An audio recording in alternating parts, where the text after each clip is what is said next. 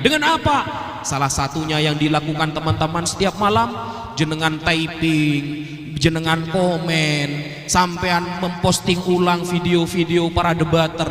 Itu termasuk salah satu cara untuk mendakwakan umat Islam. Tanpa antum semua, kita tidak akan bisa berdiri di depan sini.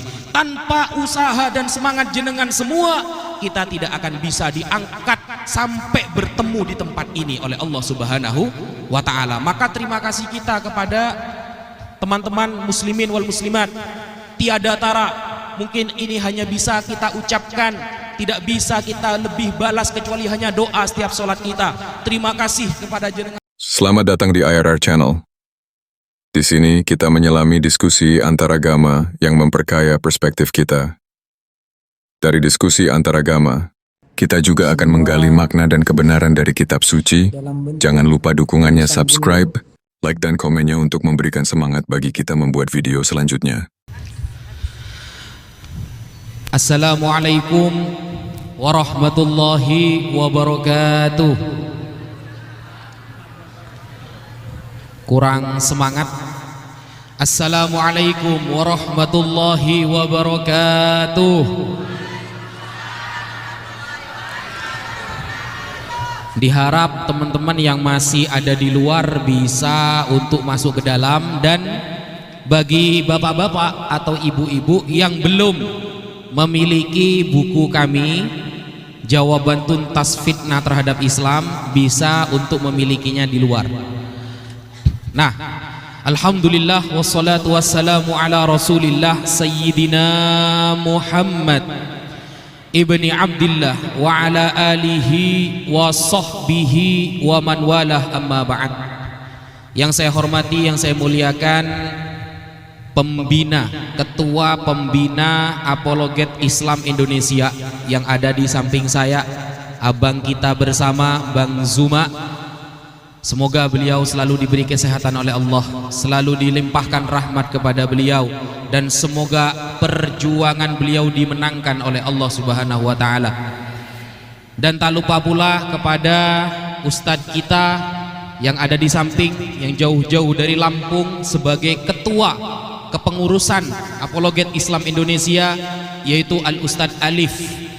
Matta'anallahu bituli hayatihi, dan semoga kita dapat berkah beliau, karena sejauh ini yang saya tahu beliau debaters yang paling sabar.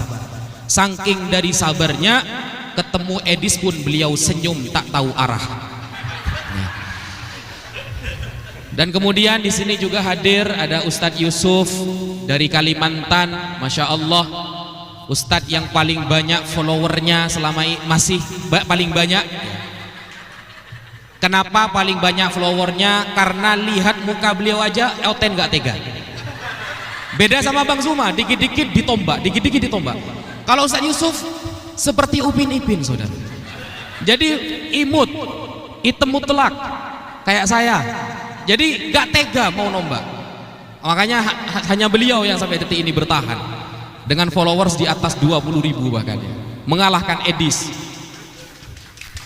Masya Allah. Dan kepada Master of Ceremony juga Bapak Pak Desugi sebagai Bible berjalan. Tapi tergantung Biblenya. Ini tanyakan dulu sebenarnya, Bible tahun berapa? Karena beliau bilang tahun 73, yang sekarang beda. Berarti hafalannya sudah gak hafal itu.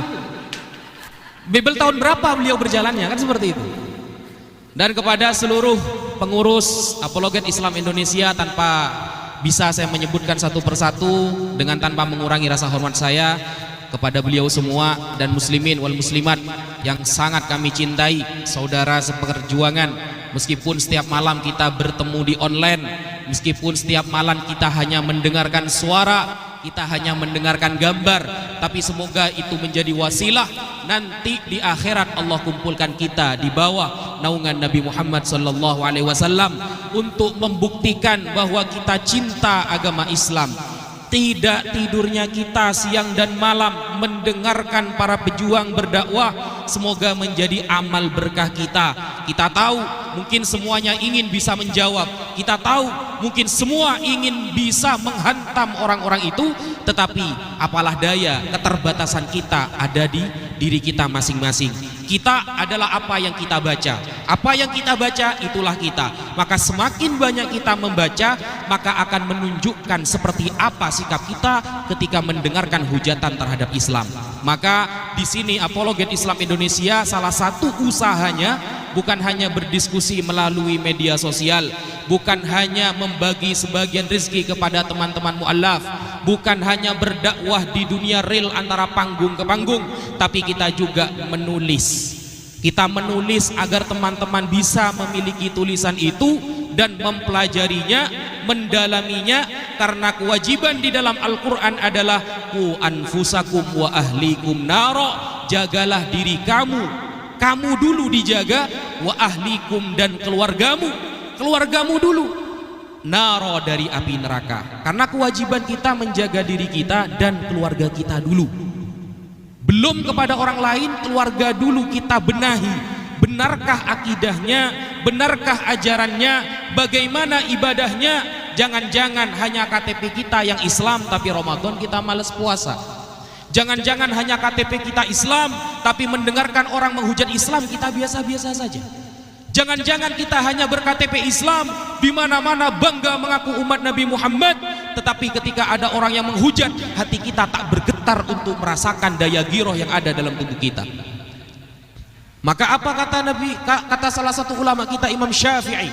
Imam Syafi'i mengatakan, kalau ada orang jelas-jelas menghujat Islam, dia tidak bergetar hatinya, maka fakabbirhu thalathan, takbirlah 3 kali, karena sesungguhnya dia adalah mayat yang hidup. Kalau ada orang mendengar hujatan Islam, Al-Quran diinjak, saudara, kurang ajar, Nabi Muhammad dihina, tapi hati kita tak bergetar sama sekali, maka perlu ditanyakan keimanannya, perlu ditanyakan pola pikirnya, perlu dipertanyakan circle-nya, perlu ditanyakan gaya hidupnya, perlu ditanyakan ibadahnya. Jangan-jangan dia adalah orang-orang yang munafik. Karena orang munafik secara tegas di dalam Al-Quran disebutkan, mereka adalah orang-orang yang jarang menyebutkan Allah, jarang menyebutkan tentang Allah, apalagi mengajarkan ajaran yang Allah berikan kepada kita. Wala yadhkurunallaha illa qalila. Mereka tak ingat kepada Allah meskipun kecuali sedikit, hanya sedikit. Jadi ciri-ciri orang munafik yang ada di dalam Al-Quran tertulis secara tegas. Al-Quran mengatakan wala yadhkurunallaha illa qalila. Mereka tidak ingat kepada Allah kecuali hanya sedikit, tak ada usaha. Makanya Rasulullah menyampaikan jahidul kuffara wal musyrikin, lawanlah orang-orang musyrik, orang-orang kafir dengan 3 cara, kata Rasulullah. Ada 3 cara. Bi alsinatikum, kalau mampu menyampaikan dengan diskusi, berdiskusilah. Mampu menyampaikan dengan ceramah, ceramahlah. Mampu menyampaikan dengan postingan, posting. Alsinatikum. Yang kedua, bi amwalikum, kata Nabi. Kalau kamu berjuang melawan orang-orang kafir, ada 2 cara. Yang kedua adalah bi amwalikum, dengan harta. Ada dari sebagian teman-teman kita yang hadir di sini tidak bisa berdiskusi, dia mensedekahkan rezekinya untuk acara para pejuang umat Islam. Bagus, hadisnya ada, sahih. Tidak bisa dengan harta karena kita termasuk orang fakir miskin misalnya. Yang terakhir, bi anfusikum, dengan diri kalian. Dengan apa?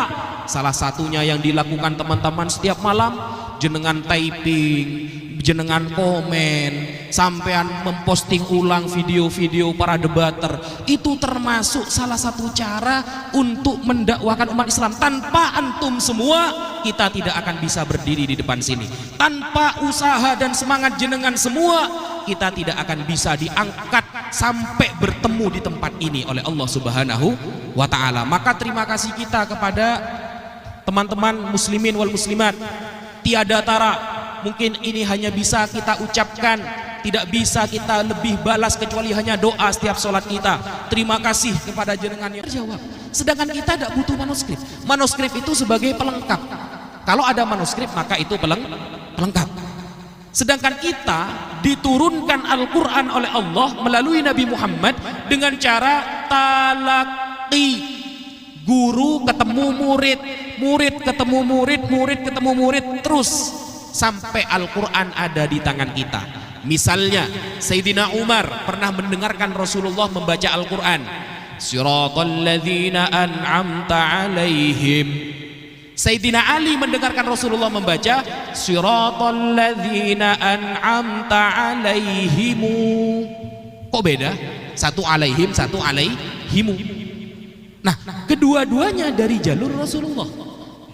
Rasulullah itu wa ma yantiqu 'anil hawa in huwa illa wahyun yuha.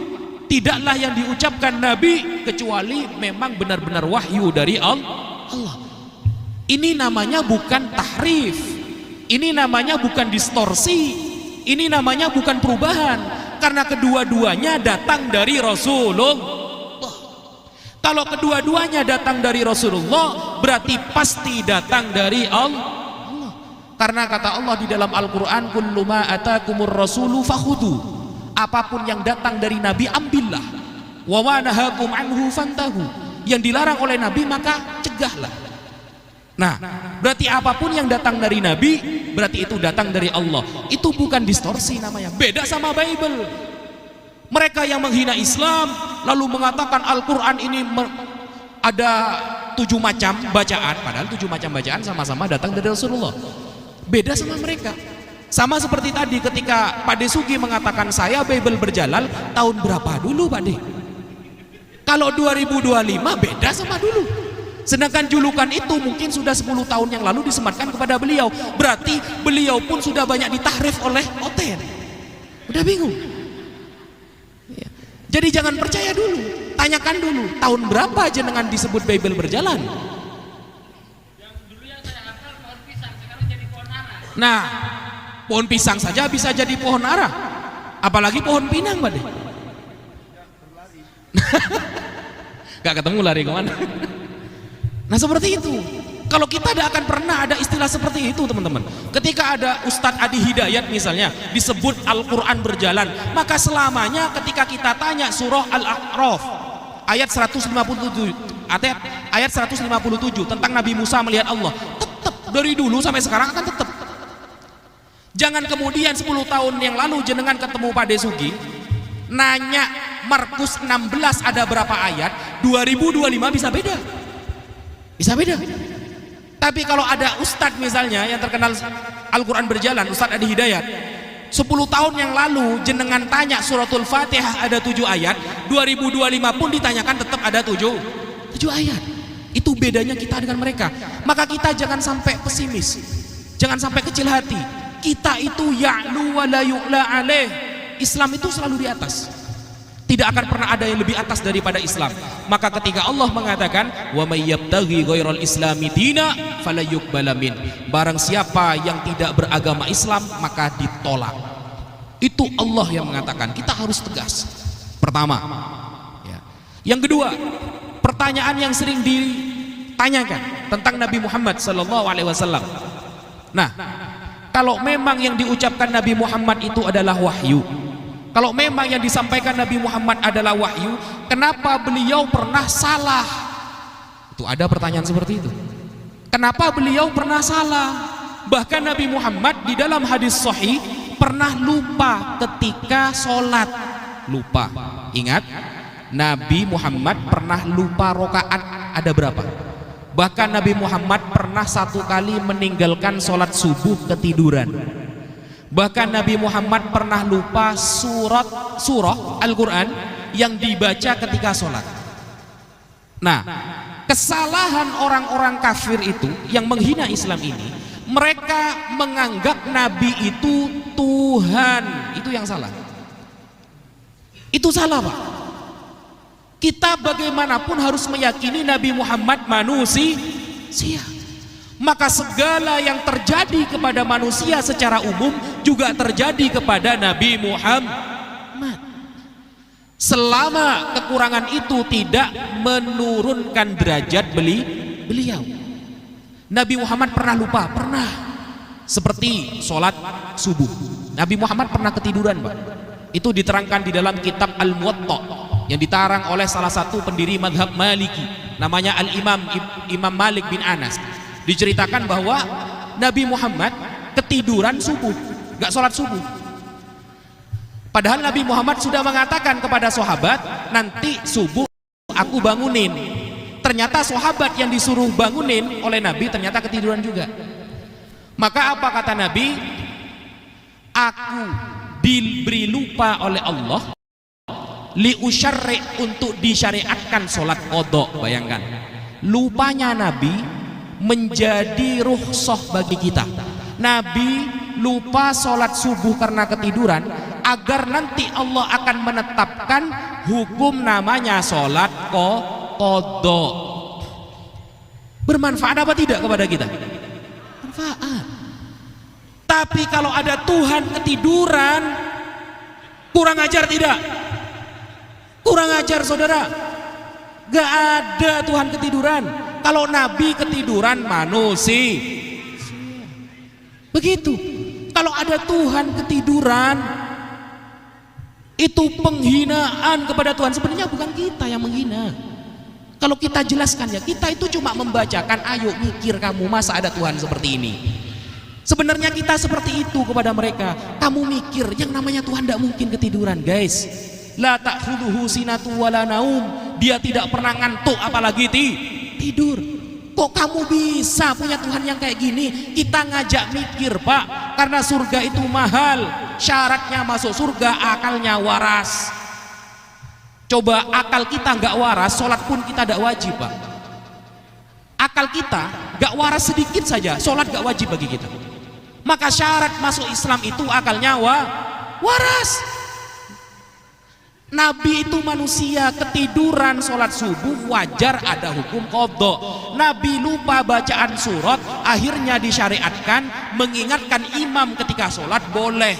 Misalnya imam lupa ya, wal asr innal insana lafi khusr, lupa, boleh makmum mengatakan illalladzina aman, biar imam bisa meneruskan. Itu manfaatnya. Nabi kita lupa jadi manfaat ke kita. Yang di sebelah ketiduran, umatnya yang kena azab semua. Bayangkan, pohon ara gak punya salah dilaknat, saudara. Dilaknat. Coba kita misalnya mereka mengatakan, gimana Nabi Muhammad? Katanya utusan Allah. Katanya setiap yang dia katakan wahyu dari Allah. Kenapa ketika memberikan masukan kepada petani pohon kurma, ternyata petani pohon kurmanya gagal panen? Itu sering ditanyakan. Kenapa kok bisa gagal panen? Bayangkan, Nabi dituntut harus sempurna oleh mereka. Itu standar yang sudah salah dari awal pertanyaan.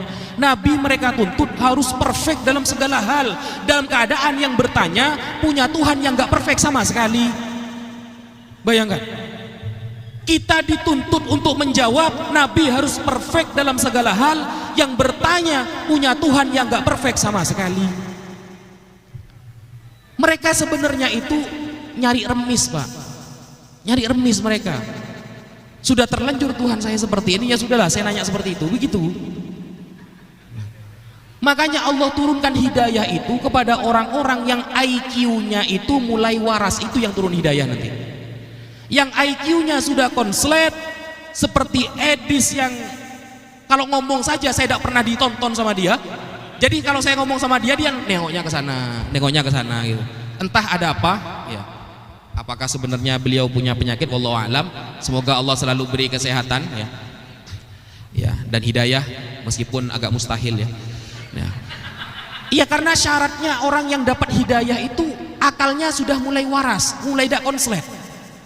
Kalau akarnya itu masih seperti saklar on dan off, maka selamanya dia agak akan disentuh oleh hidayah, saudara. Hidayah itu milih-milih. Hidayah itu milih-milih. Ketika dia dapat hidayah ternyata tidak ada perubahan, biasanya banyak yang murtad lagi. Banyak yang dimualafkan sama Bang Zuma, beberapa bulan tidak kuat begini-begini, murtad lagi. Berarti dia belum dipilih. Maka antum, ibu-ibu, bapak-bapak yang ada di depan saya ini, bersyukur Anda dipilih oleh Allah menjadi umat Islam. Itu gak bisa dibeli, Pak. Iman itu gak bisa dibeli. Iman itu gak ada yang jual. Maka Yesus saja mengatakan, berbahagialah mereka yang tidak melihat tapi percaya, kata Yesus. Bayangkan, berbahagialah kepada mereka tak pernah melihat tapi percaya. Berarti keimanan tak melihat tapi percaya jauh lebih tinggi daripada melihat dulu baru percaya. Itu kata Yesus yang mereka agung-agungkan, dan kita juga memuliakan. Kita tidak pernah menghina beliau. Kita cuma membacakan bahwa kitab ini loh tidak pantas untuk disematkan kepada beliau. Beliau kalau memang dianggap lahir dari ibu yang suci, keluarganya suci, keturunannya suci, orangnya jalur melahirkannya dengan cara yang maksimal, cara yang istimewa, seharusnya kitab ini tidak pantas menjadi kitab beliau. Al-Quran lah yang seharusnya diimani. Kenapa? Karena tidak pernahkah Pak Al-Quran dari awal sampai akhir menyebutkan nama orang secara khusus ketika diazab oleh Allah? Ada nggak? Nggak ada. Nggak ada. Allah tidak pernah menyebutkan nama. Tidak pernah Allah menyebutkan nama ketika menghina seorang hamba. Satu-satunya ayat yang benar-benar menyebutkan nama itu pun bukan nama tapi kunyah, namanya surah Al-Lahab. Fir'aun bukan nama, jabatan itu. Raja di zaman Musa namanya Fir'aun semua. Abu Lahab itu benar hanya satu, itu pun pakai kunyah. Abu itu bapak ya. Abu Bakar, bapaknya Bakar. Abu Lahab, bapaknya Lahab. Begitu.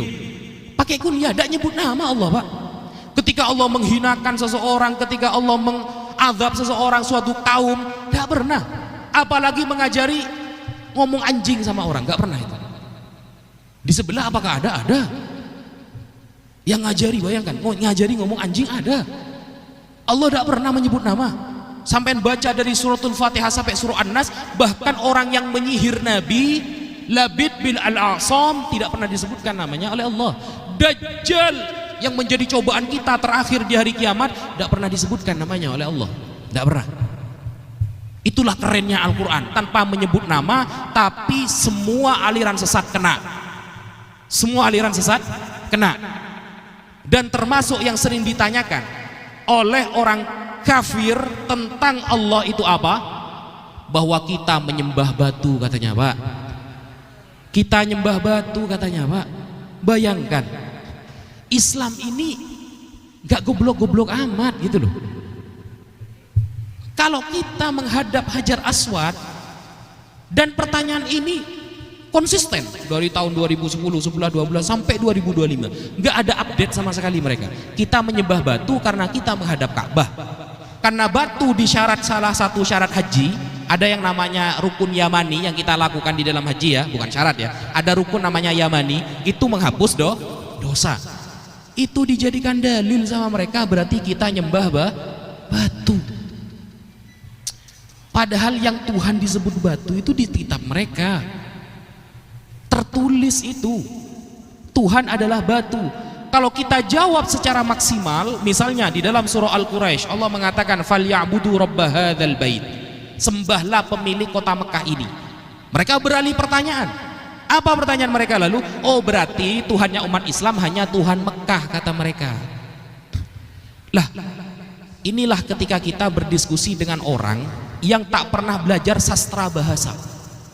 Islam itu untuk mengetahui Al-Quran benar-benar keren atau tidak, ada yang namanya ilmul balaghah, sastra bahasa Arab.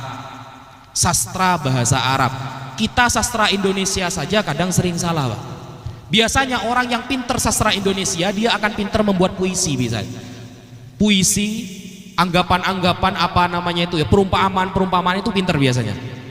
Dan mereka sama sekali buta dengan sastra. Buta. Misalnya saya contohkan Bapak Prabowo, presiden kita bersama, ketika tahun 6 Desember 2024 kota Banda Aceh mendapatkan juara 1 sebagai kota terbersih di Indonesia tahun 2024 tanggal 6 Desember. Lalu Bapak Prabowo datang nih ke Aceh mengatakan, saya adalah presiden Aceh. Apakah berarti Pak Prabowo itu presiden Aceh saja? Kan tidak. Kalimat presiden identiknya dengan pemilik negara, bukan kota.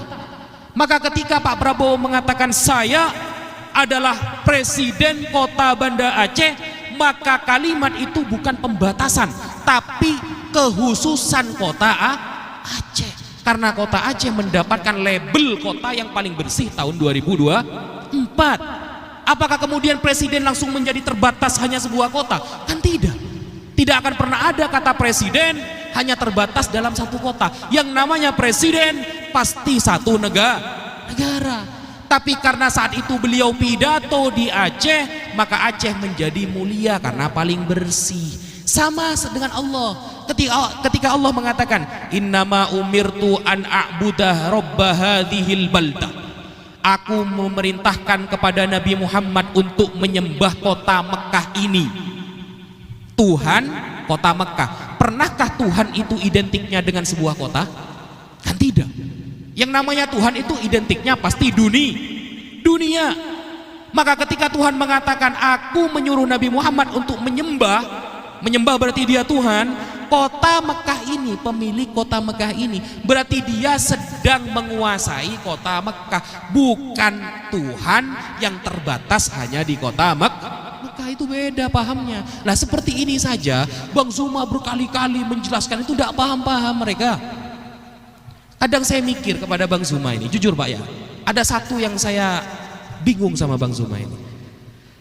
Ini tidak apa-apa Bang ya. Banyak orang yang bilang Bang Zuma ini keras. Enggak. Justru dengan beliau setiap malam melayani orang-orang geblek itu, beliau sabar berarti. Berarti beliau sabar, saudara. Sabar berarti. Justru saya yang nggak sabar. Saya kalau dengerin ditanyain A ngomongnya Z, itu HP pengen saya lempar itu. Ini apa ini anjir kata saya.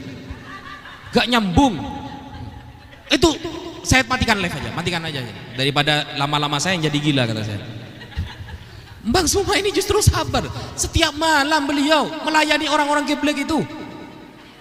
Bayangkan, yang mengaku dikit-dikit ada Roh Kudus, bayangkan. Setiap malam Bang Zuma disuruh dengerin dongeng. Bang, datang-datang sok-sokan. Bang, kita diskusi aja. Ayo kata Bang Zuma. Pertanyaan pertama sudah dongeng mereka. Tuhan kami ini Bang, keren Bang. Kadang jadi manusia, kadang jadi Tuhan. Nah, gini aja kita kan diajak geblek kan. Ini jangan-jangan siluman kata saya. Nantang debat, awal pembukaan dia sudah bikin kita bingung. Cara membedakan mana Tuhan, mana siluman. Setahu saya dulu yang kadang jadi ular jadi manusia itu namanya Misteri Dua Dunia di Indosiar dulu. Film ada dulu itu. Langit bumi bersaksi kan gitu itu. Nah, ditanyakan nih sama Bang Zuma. Pernah nggak Tuhan menghukum orang yang benar? Itu pernah ditanyakan sama Bang Zuma itu. Pernah nggak Tuhan menghukum orang soleh? Semua kitab suci Pak, yang namanya orang soleh, namanya anak yang paling baik. Kita pun kalau punya anak, pasti yang paling baik yang kita sayang. Tuhan itu kalau punya hamba dan hambanya soleh, pasti dia disayang, nggak mungkin dihukum. Justru yang nakal yang dihukum. Masuk akal apa tidak? Nah, Bang Zuma nanya nih, pernahkah hukum Tuhan menghukum, menjadikan tumbal orang yang benar? Dijawab sama ini akun yang nggak jelas ini. Nah, lah itu sudah dinubuatkan. Nah, nyambung apa tidak? Pertanyaannya itu, pernahkah Tuhan menghukum orang yang soleh? Ada hamba yang soleh, setiap hari sholat, setiap hari sedekah, dijadikan tumbal sama Tuhan. Pernah nggak ada sejarah seperti itu? Loh, ini kan sudah dinubuatkan. Nyambung apa tidak? Gak nyambung kan? Tapi tetap beliau layani, berarti beliau sabar ini. Jadi kalau suatu saat Bang Zuma jatuh sakit, nggak debat, langsung belikan oskadon saudara. Itu bukan badannya yang konslet, itu memorinya Bang Zuma sudah tidak bisa itu. Ustadz Yusuf PI. Nah kan, ketawa dulu kan? Karena lawannya itu pelawak rata-rata. Saya satu kali masuk room beliau, oke lah penontonnya 16.000, 20.000 ya. Pertama masuk, yang Allah datangkan di roomnya beliau ini bukan orang yang siap berdiskusi, sudah mempelajari kitabnya secara komprehensif, bukan. Ngelawak yang datang. Maka jangan heran kalau beliau itu dikit-dikit senyum sekarang. Efek dari itu ke bawah kan, ke sini kan ya. Kan begitu Ustaz.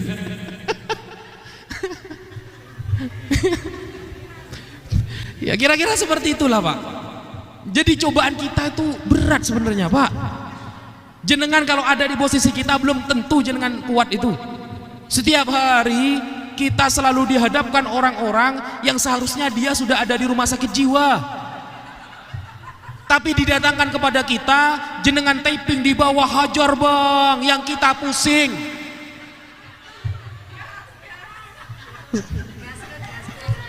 Gas bang, hancurkan bang. Yang di bawah enak. Kadang yang di atas debat di komentar juga debat Pak. Jadi yang nonton gak ada sebenarnya. Yang di bawah debat ya, antara taping yang di atas debat juga. Ini kurang ajar penonton ini kata saya. Asik sendiri. Ini yang nonton yang mana ini kata saya. Astagfirullah, naudzubillah. Ya seperti itulah. Tapi semua itu bukan tanpa alasan. Karena kita cinta kepada Nabi Muhammad. Bukan tanpa alasan, karena kita cinta kepada Al-Quran. Kenapa kok seperti itu cara cintanya yang kita bisa seperti ini?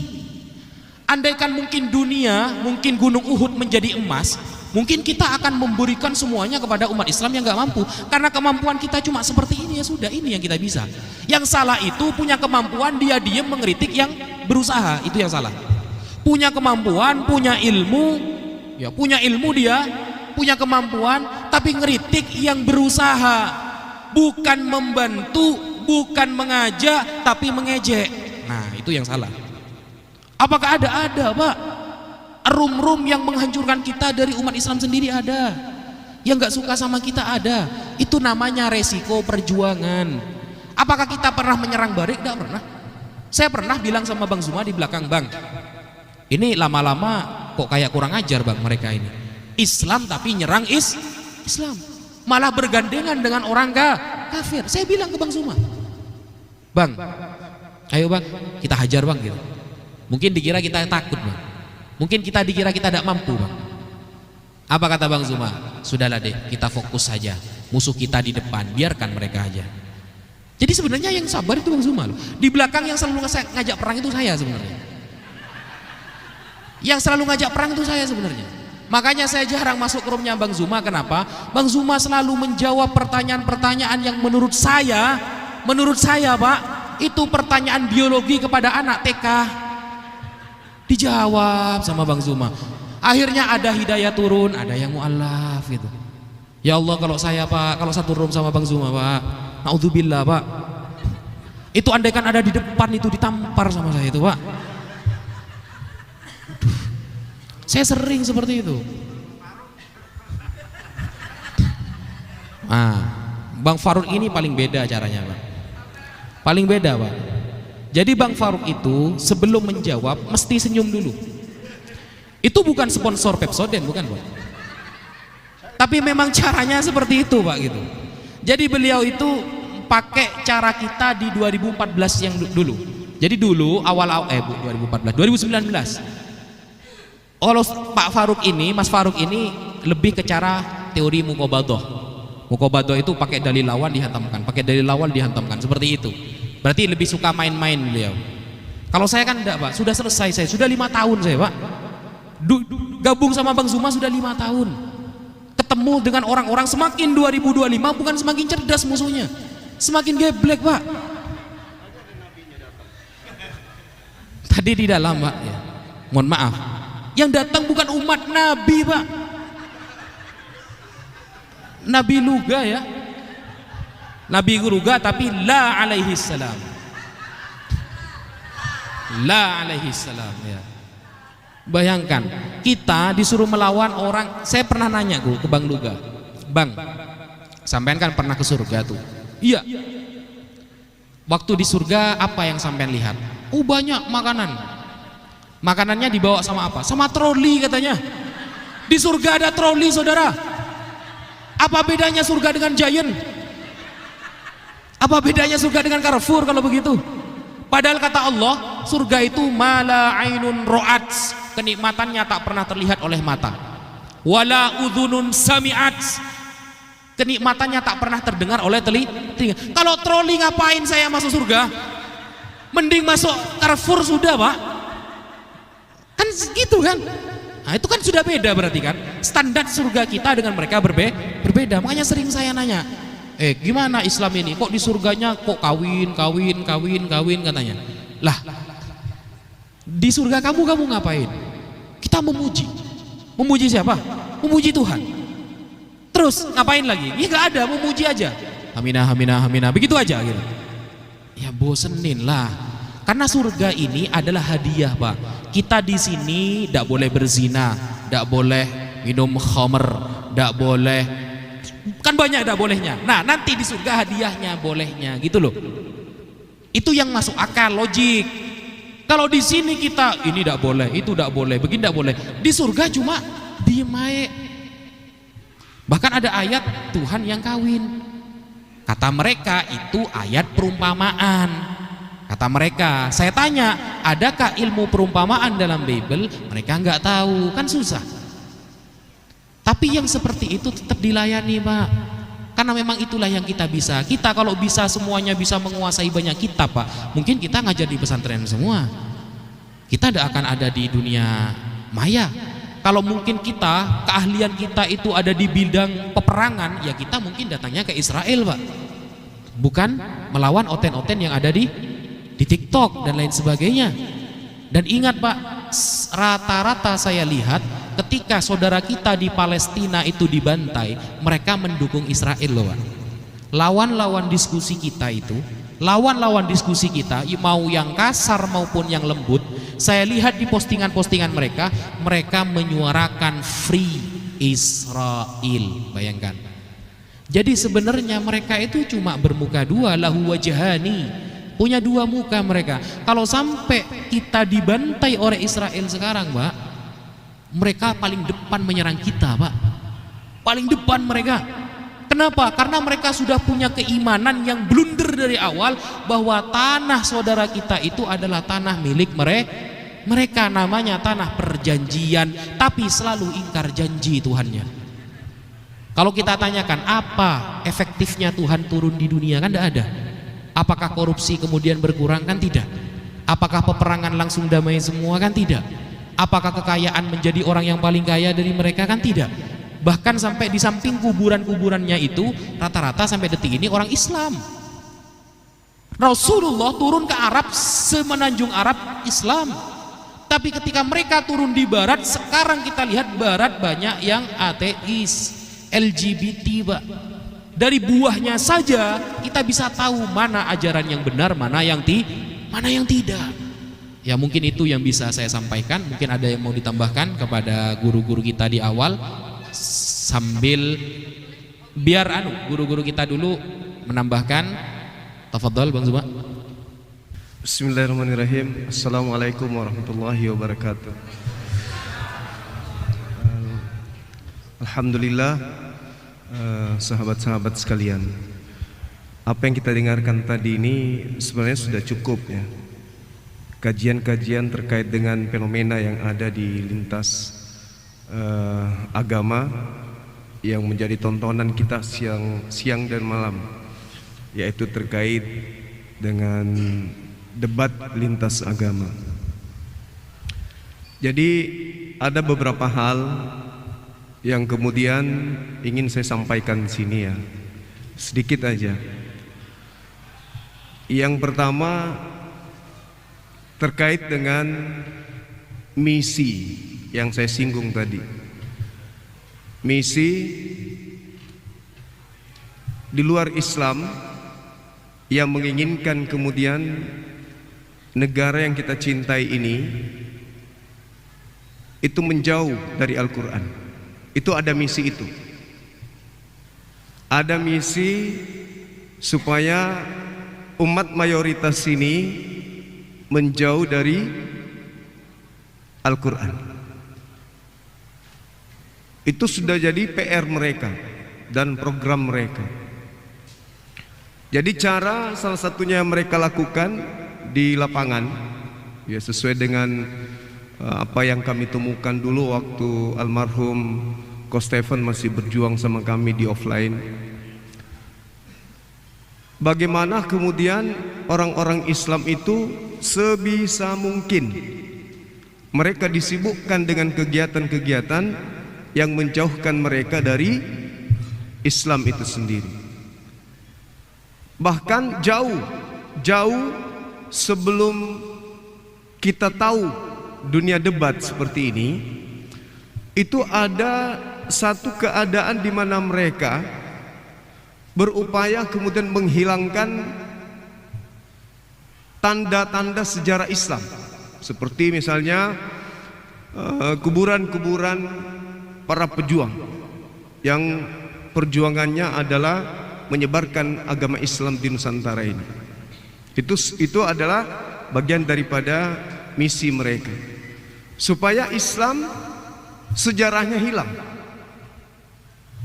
Kalau sejarah Islamnya sudah hilang di negara kita ini, di Nusantara kita ini, maka anak generasi Islam berikutnya itu akan mudah digiring kemudian untuk mengikuti ajaran mereka. Itu temuan kami. Oleh karena itulah sebenarnya dunia debat ini yang mereka buka, bukan kita yang buka, mereka yang buka. Mereka yang kemudian mengajak umat Islam untuk buka-bukaan tentang agama. Kenapa demikian? Pernah saya ceritakan, dulu saya pernah mensyahadatkan salah seorang polisi di masjid.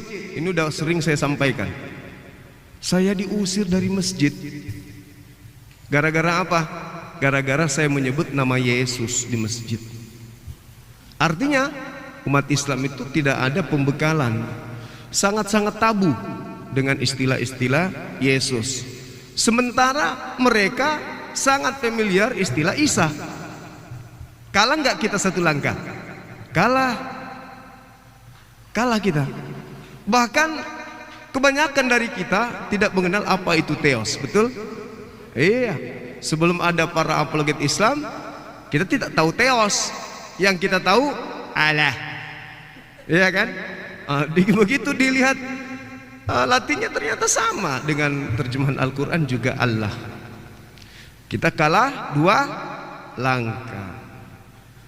Sebelum apologet Islam ini kemudian berdiri, kita umat Islam ini tidak tahu apa itu Bible. Benar nggak? Oh iya. Bahkan sekarang masih akrab dengan kata Alkitab. Kalah nggak kita 3 langkah? Kalah. Terus mau sampai kapan kita kalah terus? Hari ini boleh mereka minoritas, tapi kalau kita diam, tidak ada yang menyuarakan, mau sampai kapan? Orang-orang yang ada, guru-guru yang ada di depan kita ini mau hidup? Mau sampai kapan mereka hidup? Kalau tidak ada regenerasi minimal ketika kami berdialog, ketika kami berdebat, kami sudah menyampaikan ini loh posisi keadaan Islam hari ini.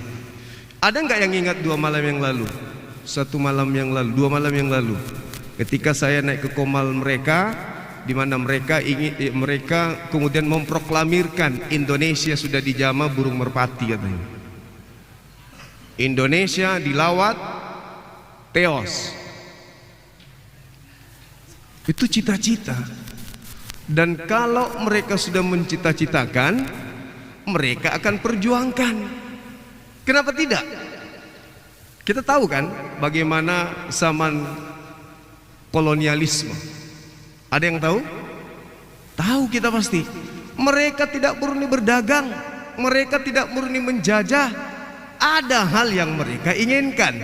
Apa itu? Mengajarkan agama mereka. Kalau dia sudah mengajarkan agama mereka, mayoritas penduduk sudah beragama mereka, dengan mudah mereka menawarkan apa yang mereka mau. Betul? Betul. Kalau misalnya nih di kota saya, kota Makassar, Sudah lebih banyak gereja daripada masjid. Ada nggak kesulitan bagi mereka untuk memasukkan budaya mereka ke Makassar? Ada? Nggak ada lagi.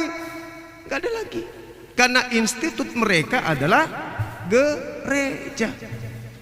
Harus dipahami itu. Kebijakan-kebijakan mereka berasal dari gereja. Nah ini berbeda dengan kita. Masjid ya masjid,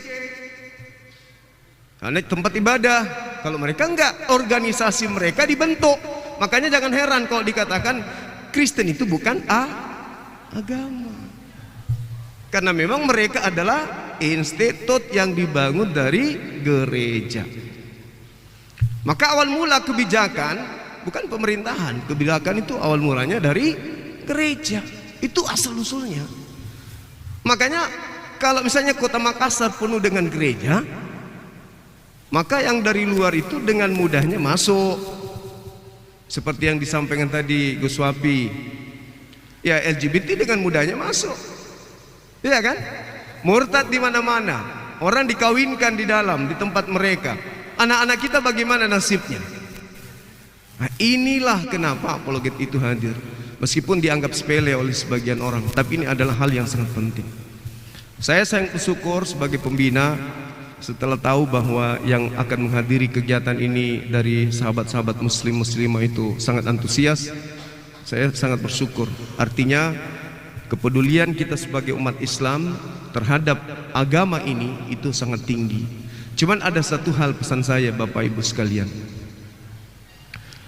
bahwa ketika kita terlibat dalam dunia debat, apapun posisi kita di situ, sebagai netizen kah, sebagai ahli typing kah, jangan pernah membuat kita benci. Jangan. Pupuk rasa kasih sayang kepada mereka. Kenapa hal demikian? Kenapa bisa? Apa sebabnya? Satu, mereka itu terlanjur aja. Terlanjur. Terlanjur apa? Terlanjur cinta kepada makanan mereka, tata cara ibadah mereka, cinta buta terhadap tokoh-tokoh mereka. Tapi mereka tidak melalui proses berpikir seperti Islam. Sampai orang menangis ketika menyebut Nabi Muhammad karena membaca kitab-kitab yang mengkaji tentang pribadi beliau. Lah kalau Paulus mau dikaji pribadi beliau, di mana kitabnya? Apa kitabnya? Nggak ada. Nggak ada kitabnya. Jadi jangan membuat hati kita itu keras. Begitu ada penghujat di atas, oh kita mati-matian di bawah. Jangan. Didoakan aja coba. Yang di atas itu macam Bang Sum itu cuma acting aja, acting. Kalau marah, ngamuk itu acting. Sebenarnya itu kasihan sama mereka. Kasihan itu sama mereka. Sebenarnya kasihan. Karena mereka terlalu cinta, tapi cinta buta. Yang kedua, mereka ini, ya, sahabat-sahabat sekalian, mereka ini sudah terlanjur diracuni otaknya tentang Islam. Seperti yang disebutkan tadi Gus Wafi. Yang mereka dipupuk dalam benak mereka itu Islam teroris, Nabi Muhammad itu bla bla bla bla bla. Itu yang mereka tahu. Dan tidak ada ruang untuk mereka belajar. Nah, tugas kita lah kemudian menjelaskan itu.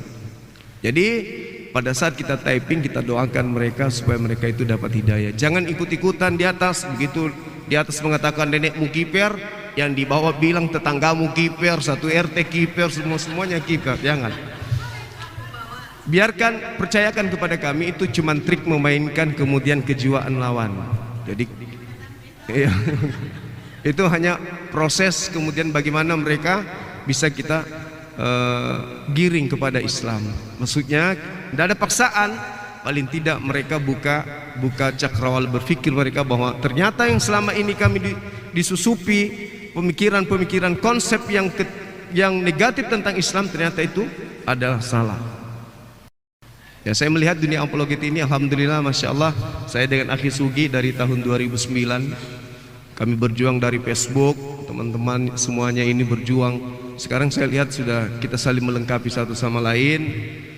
Ya, mudah-mudahan para guru-guru kita di apologet ini bisa tetap istiqomah, jangan tinggalkan umat, hanya gara-gara hal sepele. Ya, jangan tinggalkan kemudian misi kita bagaimana bisa mencerdaskan anak bangsa, membantu pemerintah untuk memberantas kebodohan supaya anak-anak bangsa bisa membedakan antara Tuhan dan hantu. Kan begitu. Iya kan ya? Iyalah. Benar enggak? Iya. Karena setahu saya ada yang kaget karena mengira melihat hantu. Supaya dia tidak disangka hantu, maka dia minta onde-onde. Nah, aku makan onde-onde supaya saya buktikan bahwa saya adalah hantu atau saya adalah Tuhan. Saya bukan hantu atau saya adalah Tuhan. Dia makan ikan goreng untuk membuktikan kalau dia bukan hantu. Bukan makan ikan goreng untuk membuktikan kalau dia adalah Tuhan. Kan gitu. Maka tugas kita adalah mencerdaskan anak bangsa. Misi API membantu pemerintah supaya anak bangsa itu cerdas. Saya kira begitu, sahabat-sahabat sekalian. Tetap semangat, dukung kami. Jangan pernah lelah apapun itu. Meskipun sering dimarah sama bapak, apa sih ibu ini lebih cinta suaranya Gus Wafi daripada suara papa? Nah, begitu juga sebaliknya. Mama sudah jam begini kopi belum ada. Lebih suka dengar suaranya Dinda Faruk. Setiap hari Faruk aja terus, Faruk terus. Jangan-jangan kau mau poligami. Enggak lah ya, itu bercanda aja. Tapi yang pasti saya juga sangat senang karena sudah 2 kali kita adakan milad ini. Alhamdulillah, Masya Allah, luar biasa antusiasnya. Dan kami mohon doa terakhir, mohon doa dari sahabat-sahabat sekalian, doakan kami supaya kami sehat-sehat terus. Karena biar bagaimanapun Adik Wafi ini sudah mulai juga ada ancaman-ancaman. Saya juga sudah mulai parah lah menurut hitungan saya ya. Jadi kita saling mendoakan aja, mudah-mudahan kedepannya tidak ada masalah.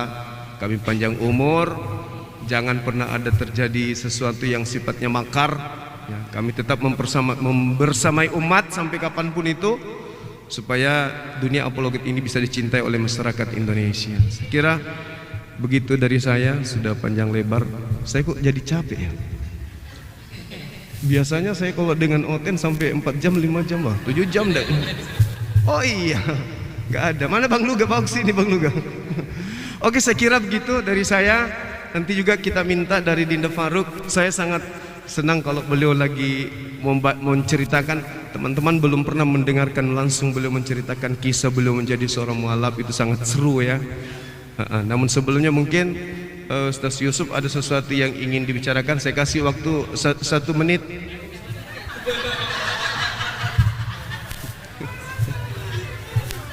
Satu menit ya. Setuju enggak?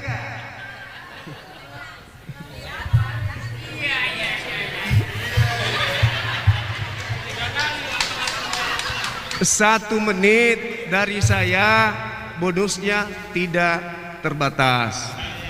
Silakan. Ini adik saya. Oke. Assalamualaikum warahmatullahi wabarakatuh. Waduh. Iya, ini iya.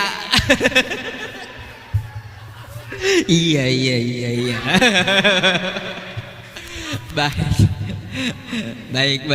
Ini dari abang saya ya.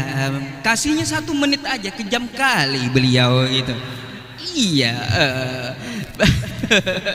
Baik. Bismillahirrahmanirrahim. Alhamdulillahirabbil alamin. Assalatu wassalamu ala asrofil anbiya wal mursalin sayyidina wa maulana Muhammad wa ala alihi wa sahbihi wa barik wa sallim ajma'in, amma ba'du. Sebelumnya saya berterima kasih dulu kepada Abang Dazuma gitu ya, yang secara khusus beliau juga mengundang saya dan Ustadz kita, Ustazuna Ustadz Wafi, dan panitia penyelenggara dari milad API yang kedua. Mungkin Bapak Ibu semuanya sudah ya kenal saya gitu ya, yang iya. Iya, ciri khasnya kayak gitu. Kalau saya bilang iya pasti kenal semuanya, Bapak Ibu semua. Kan kayak gitu. Ini api, tidak kenal sama jenengan. Iya, baik. Saya jelaskan sedikit ya. Sebenarnya memang saya di luar api ya Bapak Ibu. Semuanya. Cuma saya masih mendukung abang saya dan saudara-saudara seperti Ustadz Alif, Ustadz Yuna Wafi dan Pak Desugi gitu ya. Dalam ya mereka berjuang memerangi ya pembodohan dan pemurtatan yang ada di Indonesia. Jadi saya sangat bersyukur mereka mau mengundang saya ya, kalau bisa nanti tahun depan diundang lagi gitu ya. Aduh. GR kali. Tahun depan beliau yang undang kita. Ya boleh, tapi di Banjarmasin nanti boleh ya. Ustadz Alif ya sama Bang Moto. Baik, saya mau menyampaikan sedikit ya, sebenarnya sudah cukup yang disampaikan oleh Ustadz Wafi dan Bang Zuma. Cuma saya mau menekankan, ketika kita melihat diskusi lintas agama yang setiap malam kita tontonnya, ada Bang Zuma, ada yang lainnya gitu, ada juga saya. Kadang kita khilaf gitu. Khilafnya seperti apa? Lupa dalam membaca kitab sendiri. Itu sering saya temukan kepada para penonton ya, termasuk yang di tok-tok gitu. Kalau di sini semoga aja nggak ada gitu. Iya, bisa kali ya, abang dah ini ya mengelabui saya bisa kali di beliau gitu. Iya. Jadi makanya saya mempunyai program gitu untuk menekankan kepada umat Islam baik di TikTok ataupun ya secara offline untuk apa? Membaca Al-Quran kita setiap hari gitu. Makanya kan saya mempunyai program untuk seluruh Indonesia agar kita membagikan Al-Quran itu secara gratis, baik di TPQ atau para pembelajar Al-Quran maupun di pondok pesantren. Itu sering kita gaungkan di setiap kali live streaming. Karena apa? Banyak setiap kali saya live streaming itu Bapak Ibu, setelah itu masuk WhatsApp. WhatsAppnya seperti apa? Ustadz, saya tadi lihat di room Kristen, saya sakit hati, Nabi kita dihina. Lah, kata saya siapa suruh tonton ke situ? Sering kita juga edukasi di live streaming itu, bahwa Allah Subhanahu wa taala berfirman di dalam Quran surah An-Nisa ayat 140, faqalallahu taala ya a'udzubillahi minasyaitonir rajim wa qad nazzala 'alaikum fil kitabi an idza sami'tum ayatillahi yukfaru biha wa yustahza'u biha fala taq'udu ma'ahum hatta yakhudu fi haditsin ghairi innakum idzam mithluhum innallaha jami'ul munafiqina wal kafirina fi jahannam jami'a. Shadaqallahul azim. Ya, apa yang dikatakan oleh Allah Subhanahu wa taala di situ, wa qad nazzala 'alaikum fil kitabi, dan sesungguh Allah itu telah menurunkan Al-Qur'an untuk kita. An idza sami'tum, apabila ayat Allah itu dihina oleh orang-orang kafir, maka kata Allah Subhanahu wa taala, fala taq'udu ma'ahum, jangan duduk bersama mereka. Artinya kalaunya ya kita melihat penghinaan terhadap Allah, terhadap Rasulullah, jangan ditonton yang punya live gitu dari orang kafir tersebut. Karena apa? Kalau kita memaksakan, ya kata Allah Subhanahu wa taala di kalimat selanjutnya itu innakum idzam mithluhum, maka kamu sama dengan orang yang menghina ayat Allah Subhanahu wa taala. Jadi dijauhi ya live streaming di luar agama Islam, itu pesan saya, bahwa di luar agama Islam itu sering kita dengar yang menyakiti hati kita gitu. Ayat Allah dihina, Nabi kita dihina. Bahkan ya bukan cuma Allah dan Nabi kita, semua dari aspek agama Islam itu sebisa mungkin mereka akan menunjukkan bahwa Islam itu jelek gitu. Jadi ya bagi Bapak Ibu dan yang ya melive-kan di TikTok, sekali lagi saya berpesan ya, innakum idzam misluhum, jangan sampai Allah Subhanahu wa taala memponis kita sama dengan pemilik live streaming tersebut, sama dengan orang kafir tersebut. Innallaha jami'ul munafiqina wal kafirina fi jahannam jami'a. Sesungguhnya Allah Subhanahu wa taala akan mengumpulkan orang kafir dan orang munafik di neraka jahanam bersama-sama. Na'udzubillahi min dzalik. Jadi maka dari itu Bapak Ibu semuanya, saya hanya menambahkan dan mengingatkan untuk kita ya sebagai saudara-saudari muslim, banyak yang berjuang secara sosial media maupun online-nya ataupun ya secara offline seperti Bang Zuma, Ustadz Wafi gitu, mengingatkan seluruh umat Islam agar menjauhi rum-rum yang menghina Allah Subhanahu wa taala, Al-Qur'an kita maupun Rasulullah sallallahu alaihi wasallam. Jadi seperti itu yang pertama. Yang kedua, saya mau sampaikan kepada semuanya ya Bapak Ibu semua. Mari kita perbanyak ya baca Al-Qur'an kita. Al-Quran kita itu adalah Al-Quran yang memang firman Allah Subhanahu wa taala lengkap Allah turunkan gitu ya, dan tidak bisa diubah-ubah seperti yang disampaikan oleh Ustazuna Wafi tadi. Wa tammat kalimatu rabbika sidqan wa adla la mubaddila li kalimatihi wa huwas samiul alim. Telah sempurnalah kalimat Tuhanmu yang di dalamnya mengandung kebenaran. Sekali lagi, kebenaran dan keadilan. Artinya Al-Quran itu berdiri sendiri tanpa perlu pengakuan kitab di luar agama Islam atau ada tuduhan gitu ya. Al-Quran tidak bisa berdiri sendiri. Salah kawan ya, salah. Al-Quran itu in huwa illa wahyu yuha, wahyu yang diturunkan kepada Rasulullah yang tidak perlu verifikasi dari kitab lain karena dia sudah mengandung kebenaran. Jadi nggak perlu kita harus mengais-ngais kitab di luar agama Islam, kitab apapun itu dari agama apapun. Karena apa? Allah sudah tegaskan Al-Quran itu mengandung kebenaran. Jadi tidak ada keraguan di dalam Al-Quran. Dzalikal kitabul la raiba fi hudal lil muttaqin. Jadi dalam Al-Quran itu tidak ada keraguan sama sekali, petunjuk bagi kita untuk orang-orang yang beriman. Jadi sekali lagi yang biasa ngadu sama saya ke WhatsApp gitu ya, Ustadz saya sakit hati, Nabi kita dihina. Ya udah, salah kamu juga menonton ke situ. Maka dari itu ya jangan ditonton gitu, hindari rum-rum seperti itu, tapi kunjungilah rum-rum seperti Bang Faruk ya, Ustadz Alif, rum Ustadz Wafi dan Bang Zuma. Ramaikan gitu, ramaikan rum-rum yang ramaikan rum-rum yang seharusnya membela agama kita gitu ya. Jangan meramaikan rum-rum yang membuat kita sakit hati gitu. Apa faedahnya, apa manfaatnya coba kita kalau kita melihat di rum luar agama Islam? Yang ada hanya sakit hati. Lebih baik kita melihat rumnya Ustadz Wafi, kalau Al-Quran dibacakan fa idza qura'al Qur'anu fastami'u lahu wa ansitu la'allakum turhamun. Ketika Ustadz Wafi membacakan Al-Quran, maka Anda yang mendengarkan akan mendapat rahmat dari Allah Subhanahu wa taala.